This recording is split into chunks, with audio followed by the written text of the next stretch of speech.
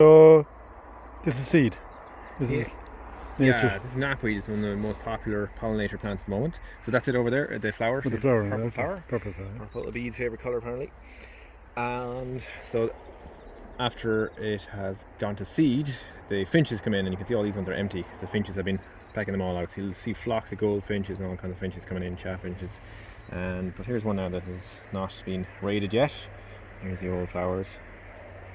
And then if you squeeze it out, you can see the seeds in it. Oh, yeah. So Geez, love seeds. Yeah. So they tend to go brown then when they're fully ripe, but they'll still grow like that.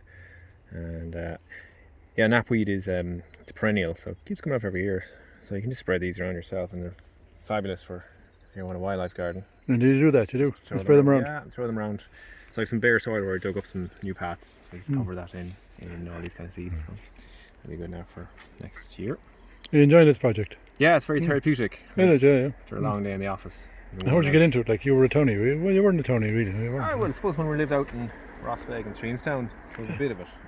But it was kind of more gardening back in the 80s, was all exotic stuff. And you kind of really, anything that grew wildly or natively, it was almost like you had to remove it. Well, this is a more benefit to the nature, isn't it? Ah, yes, absolutely. Kind of neat. Worldwide now, isn't it, this stuff? There's a lot of renewed interest in, what they call it, rewilding. But yeah, it's almost like our natural heritage as well, because these are the plants that were here for thousands of years, and these are the plants that our wildlife have evolved to feed from and use as habitat. So they're the best ones if you want to save species from going extinct. And do you think it has elevated wildlife at a national level, or has it been noted in anything, or Which? if we're doing any good for the country in terms of? There's little pockets here and little projects here and there. I'd be interested to see what the Nathan project will be like now. But yeah, other countries have done a lot of work, like the Netherlands and Scandinavia and places.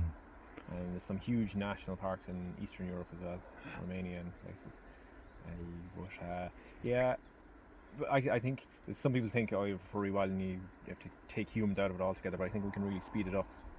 Like if you look at the field next door, they've stopped grazing it same year, but we have very few trees going on and very few wildflowers. But if we come in and accelerate it by adding them in, I think it's a great benefit.